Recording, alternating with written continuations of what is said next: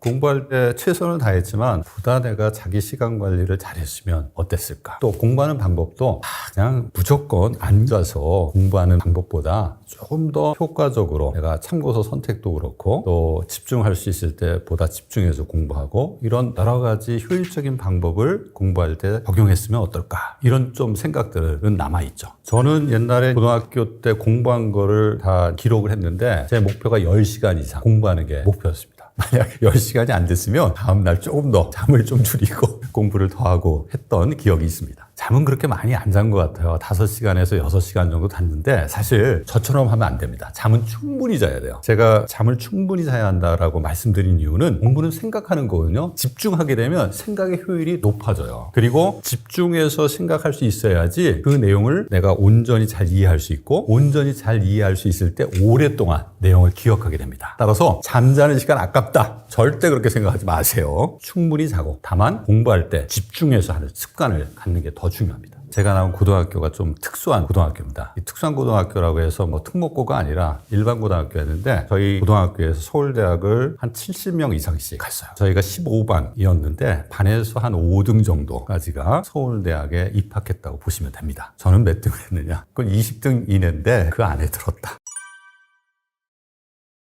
영어 공부는 어휘, 문법, 그다음에 회화 이런 것들을 우리 이야기 많이 하잖아요. 어휘는 문법을 넘어서서 언어에 있어서 가장 중요한 기반이에요. 문법보다 어휘가 더 중요합니다. 그래서 어휘 공부를 우리가 중요하게 생각하고 영어 공부할 때 시간 투자를 많이 하는 것은 되게 중요해요. 근데 한 가지, 어휘 공부를 할 때 저도 옛날에 그랬지만 영어 단어, 우리 번역어 두 개 놓고 계속 반복해서 보는 방식으로 많은 학생들이 어휘 공부를 해요. 근데 그 방법은 좋지 않습니다. 예를 들어서 vocabulary라고 하는 단어를 어휘라는 우리말하고 매칭시켜서 공부할 때 단순히 어휘 이렇게 하지 말고 vocabulary가 들어가 있는 문장 있죠? 그 문장을 반드시 같이 기억하려고 노력해라. 예를 들어서 vocabulary is the foundational skill for learning English. 이렇게 되면 vocabulary라는 말이 전체 문맥에서 어떤 의미를 갖는지도 더 구체적으로 이해할 수 있게 되고 내가 vocabulary가 어떤 의미인지 잘 기억이 안 날 때 그 문장을 내가 떠올려 보면 맞아. 그거 어휘라는 전체 문맥상에서 단어라는 개념을 갖는 것이었지 추가적으로 그 문장을 통해서 어휘의 개념들을 파악할 수 있는 기회를 가질 수 있거든요. 그리고 어휘라고 하는 게 문맥에 따라서 다른 의미들을 가져요. 그래서 그 문맥을 내가 경험할 수 있어야 되는데 결국은 문맥을 경험할 수 있으려면 문장 단위로 어휘를 학습해야 한다.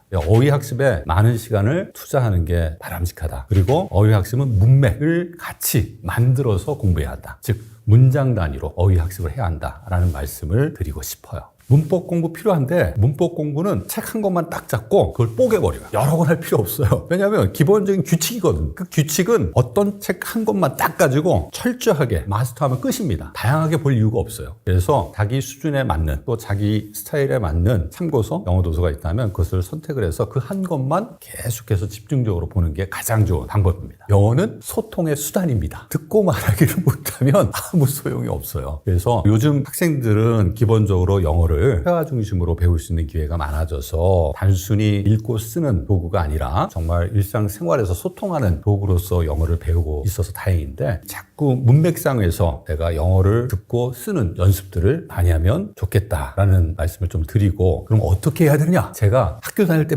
맨날 책에 어휘, 문법, 번역 이것만 하다가 이거 안 되겠다. 회화 능력을 키워야겠다 해서 극단적 방법을 쓴 게 뭐냐면 영상이죠. 제가 좋아하는 영화. 자막 밑에 딱 깔아놓고 계속 같이 얘기하는 겁니다. 하나의 영화에 나오는 모든 표현들을 계속 반복해서 내가 듣고 말할 수 있을 때까지 학습하는 거예요. 그러니까 영어 회화 실력이 한 단계 점프를 하더라고요. 그래서 영화가 아니더라도 내가 스포츠 좋아하면 스포츠와 관련해서 영어 듣기 연습을 스포츠 프로그램들을 자막 밑에 깔고 보면서 하는 것도 좋은 방법이에요. 토익 토플 점수를 위해서 영어 공부한 친구들이 문제가 뭐냐면 실제 업무 상황에서 영어로 같이 소통을 하거나 또는 영어로 보고서를 만드는 능력이 없는 경우가 많아요. 그러니까 시험 보기 위해서 했기 때문에 그런 문제가 발생을 하는 거죠. 따라서 우리가 토익 토플 점수 중요하지만 실제 업무 상황에서는 그 사람이 영어로 외국어로 소통할 수 있는 실제 능력을 갖고 있느냐 이걸 더 중요하게 평가하거든요. 단순히 입사하고 끝이 아니잖아요. 그 안에서도 자기 능력을 인정받아야 되고 또 자기가 맡은 일을 성공적으로 해낼 수 있는 능력을 갖고 있는 게 되게 중요합니다. 그렇기 때문에 단순히 토익이나 토플 시험 점수만을 위해서 영어 공부하지 말고 기본적으로 회화 또 글쓰기 능력들을 갖출 수 있게 영어 공부를 하는 게 바람직하다라고 생각을 합니다. 이 수학 공부를 정말 잘하고 싶다라고 하면 절대 암기해서 수학 문제를 푸는 공부는 하지 말아야 한다. 절대 하지 말아야 한다.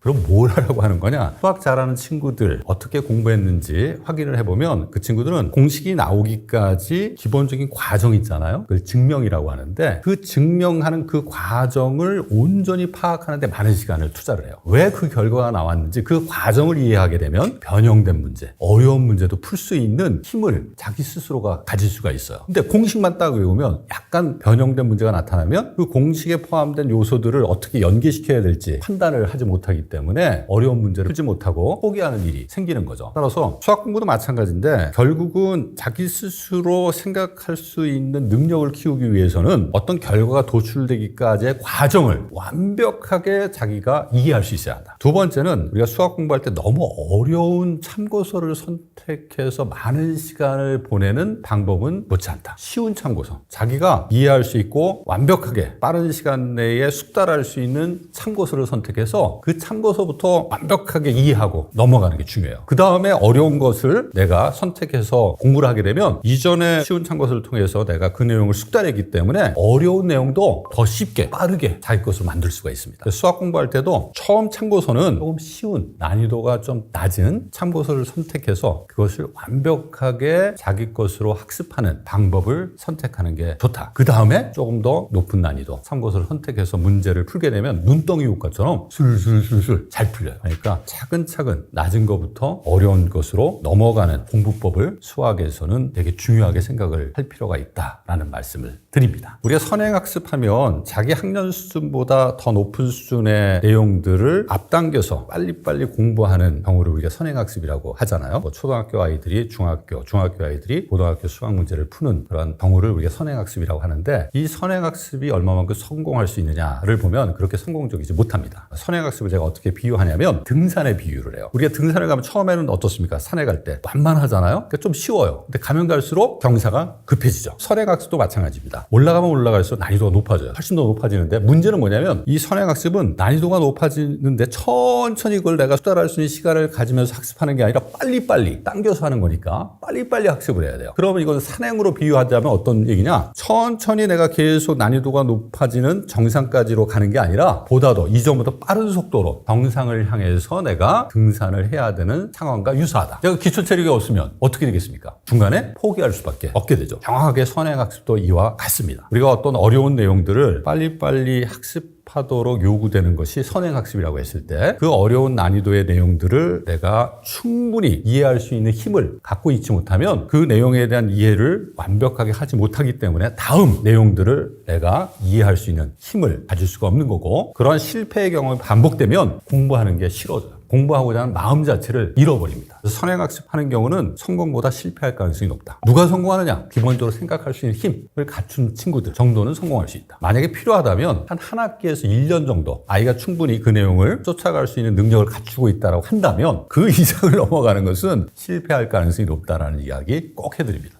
국어 공부 저희 때는 교과서만 보면 됐거든요. 수능이 교과서만 본다고 되는 게 아니잖아요. 다양한 지문들이 문학, 비문학에서 출제가 되기 때문에 평상시에 다양한 장르의 책들을 읽는 게 되게 중요하다. 특히 수능 시험도 그렇고 대학에서 신층 면접이라고 해서 지문을 가지고 면접 보는 그런 상황들이 있는데 이때 되게 중요한 게 뭐냐면 경제, 사회, 교육 이게 중요한 개념들이 있잖아요. 그 개념들을 알고 있느냐 그렇지 않느냐가 큰 차이를 만들어내요. 그래서 교과서에 있는 문학, 비문학 작품들을 통해서 기본적으로 내용들을 이해하는 능력을 키우는 것도 중요하고 또 최근 들어서 다양한 분야에서 언급되는 주요 개념들 있죠. 이런 개념들도 놓치지 말고 쭉 정리해서 어떤 논의들이 최근에 경제 분야에서 사회복지 분야에서 과학 분야에서 많이 언급되고 있다라고 하는 것을 알고 있는 것은 상당히 중요하다. 그래야지 이 수능에서 국어 영역, 언어 영역이죠. 사실은 언어 영역 지문들을 이해하는 데에도 상당한 도움이 될 거고, 또 대학에서 심층 면접할 때 다양한 지문들을 많이 활용하는 것을 알고 있는데, 그 심층 면접에서 내용들을 파악하고 면접을 성공적으로 마치는 데에도 큰 도움이 될 수 있다. 따라서 최근 각 분야에서 이야기되는 주요 개념들은 좀 놓치지 말고 하나하나 정리해서 파악하는 그런 공부법도 최근에는 되게 중요하지 않나 생각합니다. 학교 내신도 중요하고 대학 입시에 있어서 또 수능도 봐야 되고 하니까 문법도 놓치지 말고 공부하는 것도 필요합니다. 저도 뭐 옛날에 문법 공부를 참고서 가지고 했거든요. 근데 문법은 규칙이에요. 규칙은 다양한 논의가 있는 영역이 아니에요. 딱 정해져 있거든요. 그러니까 책 한 권만 딱 놓고, 우리가 영문법도 마찬가지인데 그 책에 있는 문법에 대한 것들을 완벽하게 소화할 수 있으면 된다. 따라서 여러 권의 책을 문법 공부를 한다고 볼 필요는 없다라고 생각합니다.